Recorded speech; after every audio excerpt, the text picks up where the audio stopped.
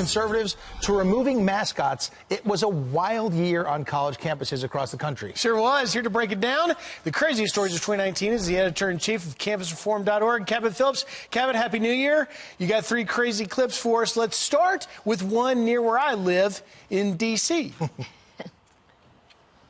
I think that the whole colonial thing is a little white supremacist-y, and I think a hippo would be a better mascot. I mean, colonial is kind of a touchy word.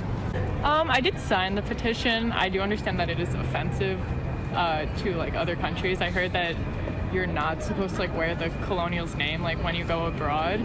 Oh my goodness, Cabot, why are they trying to get rid of the GW Colonial?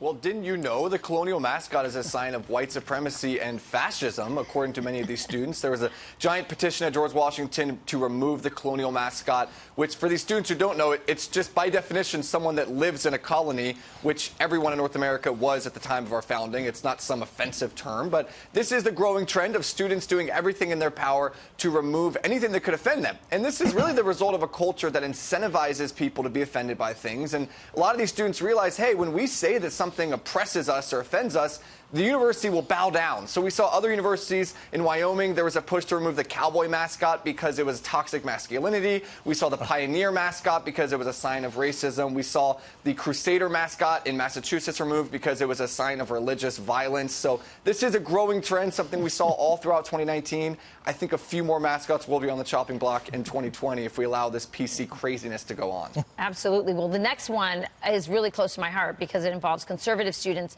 on university campuses being taunted. Take a look. I can't talk if you're all just going to scream. You want one at a time then? Back it up! Back it up! Back it up! Back it up! No justice! No peace! No racist! No peace! Tell us what's happening here and what conservative students face on campus in situations like this. Yeah, well, there's a big difference between students confronting one another and having debates and meaningful dialogue and back and forth. That's certainly protected speech. But what we saw in this video and in many others is things devolving into mob mentalities where there's threatening language being used, harassment. In this video, these students were forcibly removing these tables, packing things up, getting in students' faces, threatening to fight them, all sorts of things like that. And sadly, that has become the norm, and many times these things just aren't captured on video.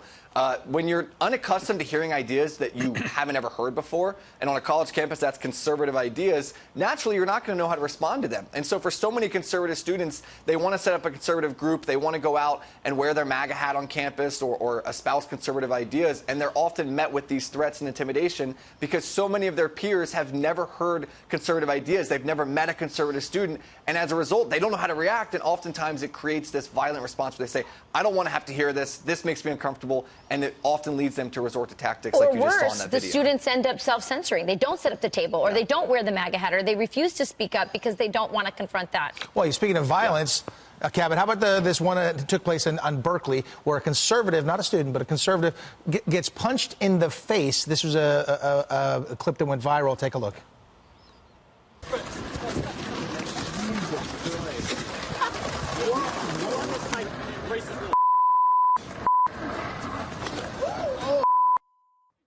Well, that was my coworker there at the Leadership Institute, Hayden Williams, and he was on campus helping conservative students spread their ideas and clearly was attacked there. It's not just a few bad apples either that are committing these violent acts against conservative people. 1 in 3 college students thinks violence is an acceptable response to hate speech. The problem is they label everything hate speech, and so violence becomes a much more common response. We need to hold these people accountable and empower conservative students to spread their ideas. The administrations need to hold these kids accountable. They need to kick them out if they do that. Yeah. You're doing a great job, the presidential Cabot. administration is doing that. All right, CampusReform.org. We look forward to you keeping track of them in the new year.